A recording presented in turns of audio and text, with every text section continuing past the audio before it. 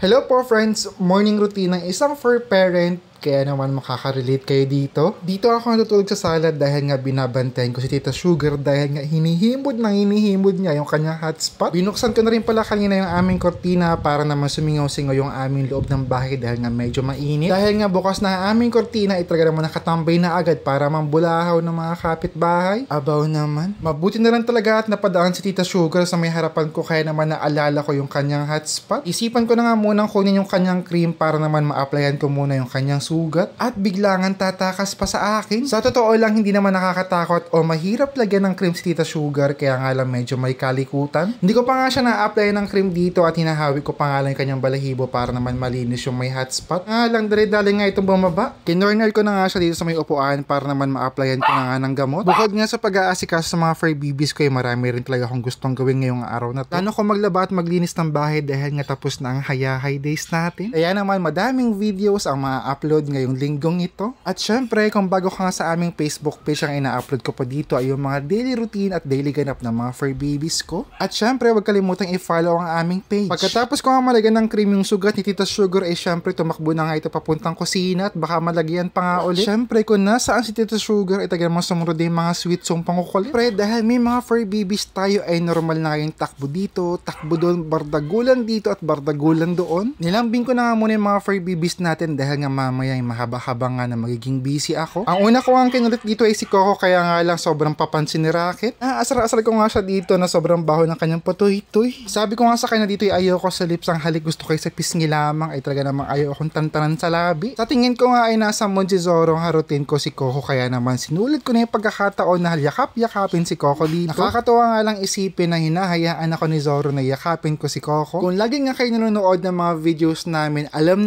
niyo yan na kapag hinawakan ko si Coco or yung color black na Shih Tzu ay talaga namang sinusugot agad ni Zoro. Pero ngayon talaga ay nakakatawa dahil hindi nga niya to inaway. Kaya naman ang sabi ko sa kanya, after ni Coco, ikaw naman yung yayakapin ko ng sobrang higpit. Nakakataba nga lang talaga ng puso na yung anak mo na sobrang pasaway minsan, talaga namang hinahayaan na ako sa gusto kong gawin. Kaya naman sinayaw-sayaw ko pa nga siya dito dahil nga sabi ko sa kanya, kahit yakapin ko si Coco ay pantay-pantay nga yung pagmamahal ko sa kanila. Pagkatapos ko nga lang bingin ay syempre kailangan natin kumilos-kilos na dahil tanghali na nga talaga. Hindi kasi tayo hihintay ni Haring Araw kaya naman kailangan ko na maglaba ng sobrang daming labahin. Pero syempre bago yun, kailangan ko muna magpunas ng aming sahig. Sobrang daming balahibo rin kasi nakakalat kaya naman mayat maya talaga ang punas ko dito sa bahay namin. May pailan-ilan pa nga ako nababasa dito na sobrang dami ko daw na fur babies. For sure sobrang baho nga daw ng bahay namin. Syempre kung tamad ka maglinis ang bahay mo ay talaga namang babaho talaga ito. Mayat maya nga ang punas ko dito kahit nga wala masyadong dumi, kailangan ko magpunas nga rin talaga. Isa rin talaga yun sa isang obligasyon na pag nag-alaga ka ng fur babies ay dapat maging masipag ka. Ayun lang, salamat sa panonood. At kung gusto mo na ganitong klaseng content ay follow mo na nga kami. And don't forget to like, comment at i-share ang ating mga videos. Paalam! Maglilinis muna ako ng buong bahay.